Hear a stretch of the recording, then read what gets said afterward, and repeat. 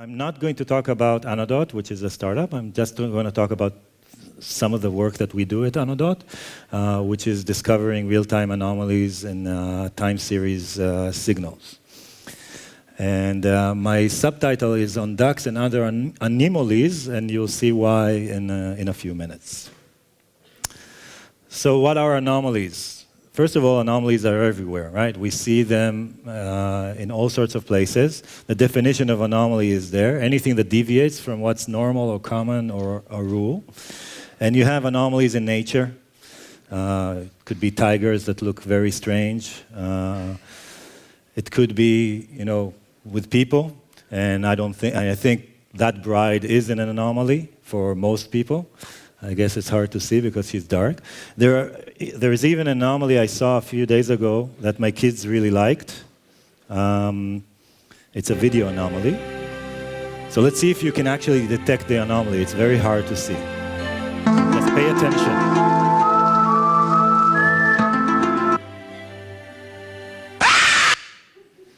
All right. So if you're asleep, I guess, I hope that woke you up. All right, now let's talk about some anomalies in signals.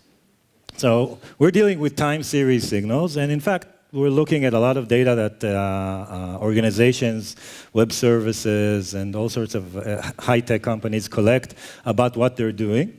And these are the main measurements, the main signals we're looking at. These are not biomedical signals. So this example, and you can see the anomaly there, increase in number of HTTP errors for a web server. That's one example of an anomaly. And then you've got other types of anomalies. And when I showed this to my kid, he pointed a few anomalies, but the actual one was this one, decrease in number of purchases for a website. That's a real anomaly. That's a real measurement. You've got anomalies, which are basically changes of behavior. And this one is actually a good anomaly for the customer who looked at this. This is a change in the number of requests on a web page. So you want this to happen to you. Have this anomaly, have this change of pattern. Another example, change of pattern, complete change of pattern. Can anybody guess what this measurement is? I'm not showing you a y-axis, not showing you anything. It's an earthquake. Well, yeah, this is a JVM, heap usage, and it changed the pattern. So, yeah, it looks like an earthquake, but the anomaly is the change of pattern here. Here's another one. Can anybody detect where the anomaly is? Is it in the middle, in the beginning, or the end? Can anybody see the anomaly? And there is an anomaly here. Yeah, so let me show you actually a mathematical model of a baseline, the normal behavior of this metric, and actually shows you where the anomaly is. So if you see at the end there, where it deviates from the kind of the normal behavior sleeve, this turned out to be a decrease in number of clicks on ads for a certain company that was it was a very, very big issue for them. So anomalies are everywhere. They're hard to detect. And now the question is, how do we build a system that's very generic, that can take in lots and lots of signals, and still be useful to the people who are looking for real issues? So some of the key requirements that we have to deal with, and I'm sure any other company working on anomaly detection deals with, especially in large-scale systems that we have to monitor, is first scalable. The system has to be scalable. It has to be able to take lots and lots of different measurements and detect anomalies in them. It has to be accurate. Well, that's obvious. You have to minimize false positive, maximize true positive, not miss anything, and not give too many alerts. Otherwise, everybody loses trust in you. It has to be real-time. For a lot of at least our type of customers, they want the anomalies to be detected in real time as it happens. Real time, I mean within a minute or so. And otherwise, it's not a good enough system. And then it has to be simple. So the consumers of the anomalies, the people who are looking at them, they're not data scientists. There are all sorts of people, be it R&D people, DevOps people, marketing, all sorts of people that look at these time series because they're interested in what's happening in them. They're not data scientists. They can't configure algorithms. They can't do anything manual. You can't assume that they can do things manually.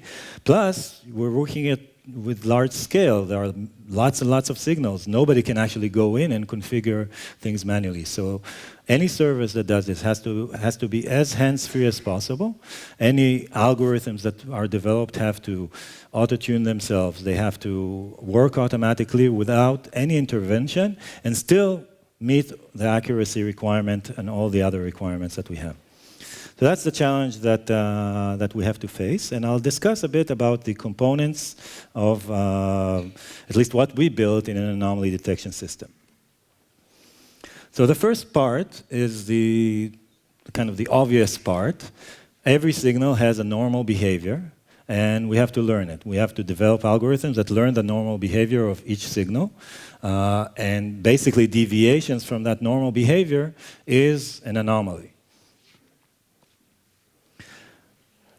Next, we want to be able to differentiate between different anomalies. So basically what we built is a learning mechanism that learns the anomalies themselves as well. Learns all sorts of statistics about them, interesting statistics about them, so that we can decide which ones are important, which ones are less important, and how to present them to the user who doesn't care about the algorithms under the hood. He just wants an answer. The last thing, because we need simplicity, because we need this system to work at very large scale, it usually happens that when things go wrong, when there are real anomalies in any system, you got lots of signals that are anomalous at the same time, and you have to somehow be concise about it. You can't just throw all these things at the user and expect him to understand what's going on. So we've built basically learning mechanisms to understand the relationships between all these signals, so when they are anomalous, we can present them in a concise way to the user. So, as I said, we take all these three components to detect, score, and combine anomalies. And then when you start collecting data and when you start looking at anomalies, you start actually seeing all sorts of patterns in these time series signals. And you're able to say something like your latency went up here, and then the number of errors, the number of successes got reduced for a service. This is a similar metric. And it led to a reduced number of users that are using your service in the last anomaly. And when you show that combined information to a user, he can actually do something about these anomalies. So now the question is, how do we actually get all these anomalies? And like I said, when you stare at lots of these every day, you start seeing all sorts of shapes, from dogs to ducks to dolphins to camels to foxes, and everything goes. So how do I actually get to them? And I'll talk, really my talk is short, so I won't go into any technical detail, deep technical details, but I'll try to give you the gist of what we do. So we'll start with a normal behavior model. What do we actually do? What is a normal behavior model? If you have a time series signal like this one, which is nice, and this is a real, anything I show here is real measurements, nothing is simulated. Basically, the normal behavior model will tell you at every point in time what is the normal range that you should expect for the measurements that you're seeing. And we model it as a probability distribution of the value at time t, given some normal behavior model that we've learned so far about this signal. But not all signals are created equal. When you start collecting lots and lots of different types of signals, you start seeing a lot of different behaviors, and you've got your seasonal signals with noise, you've got trend and noise, you've got seasonal and trend, plus there's always some noise. You've got sparse measurements, sparse signals that measure zero most of the time and then all of a sudden spike up. And do all these spikes, are all these spikes anomalies? No, they're actually not. And we have to differentiate between them.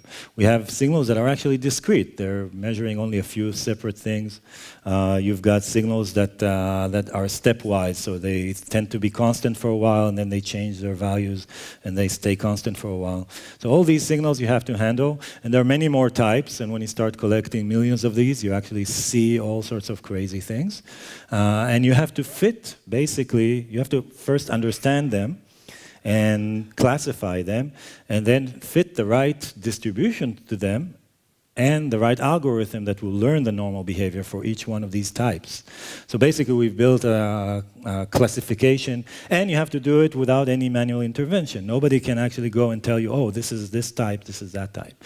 So you have to build an algorithm that will classify your signals into a category, and then build the normal behavior model that will match that type of category the best, based on a lot of measurements that you see. Okay, so that's good. Now that we have a normal behavior model based on categories, is that enough? And the answer is no, and you have to be adaptive. And I put 3 adaptives here in the beginning for the title, and then somebody told me, well, one time, saying adaptive one time is enough, but I'm going to say adaptive, adaptive, adaptive a lot of times, because you really have to be adaptive. This is a real measurement from a system that looked like that for about a month and then changed its behavior completely. So basically, what you think is the right category of a signal is, today it might change tomorrow, because you can't control the system that's measuring it, and it might be changing all the time. So basically, you have to run this model selection algorithm constantly at regular intervals in order to detect that the pattern has changed, that the signal is now, whatever it was yesterday, it's not the same today. And it could change its seasonal pattern. It could change from seasonal to non-seasonal. It could have a trend and then become just noise. And you can actually see a lot of different examples when you look at a lot of these measurements. And this is because the underlying systems that create these signals change all the time as well. So that's one type of adaptiveness. But you also have to be adaptive constantly, because whatever these signals measure, it keeps changing, be it CPU or the number of requests on a web page. It keeps changing all the time, and you have to constantly follow it and track it, otherwise your model will be bad and you'll get lots of false alarms. So you're adaptive, and our approach is a very common approach. We update the model with every sample, and we use exponential forgetting on all the model parameters that we have. So if we have a certain type of normal behavior model with some parameters about the distribution of the data, we keep updating it using exponential forgetting, and that goes through all the different models that we have. But being adaptive sometimes is bad. So this is a real anomaly that happened on a certain signal. And what you see is, when you continue to adapt all the time, you don't know that this is a real anomaly, and the model adapts, and now all of a sudden all this part on the right of the anomaly becomes part of the normal behavior, and you start getting a bad model. A bad model that models the abnormalities as well, and you don't want it to do that. So how do you actually handle being adaptive but not being adaptive at the same time? So yes, you actually continue being adaptive, but instead of adapting just the model itself and its parameter, you actually adapt the learning rate. How fast do you learn? So you can actually put a brakes on the quickness of your adaptiveness or accelerate it at will based on what you see in the data. And this is exactly what we do. When we get an anomaly, we start slowing down the learning. And then when it goes back to normal, we can speed it up again. And doing it in a good way and tuning it in a good way, that's really the trick behind making it work. So we have a good normal behavior model. Now we have to go to seeing what we do with all these anomalies. So Tolstoy said that all happy families are alike, but unhappy families are unhappy in its own way. And that's true for anomalies as well. Anomalies are different from each other, and not every anomaly is the same. So when we look at, one simple example, and this is a very simple signal. You can see there are various anomalies here, and the normal behavior model is a good model. It captures it pretty well. But you can see with your own eyes that the one with the highest peak is probably more interesting than the smaller ones that go out of the normal range. And it's true, in most cases they are more interesting. So we need to have a mechanism that actually ranks these anomalies and scores them in a way that the user can filter them out, or our system later on can filter them out and show only the interesting ones.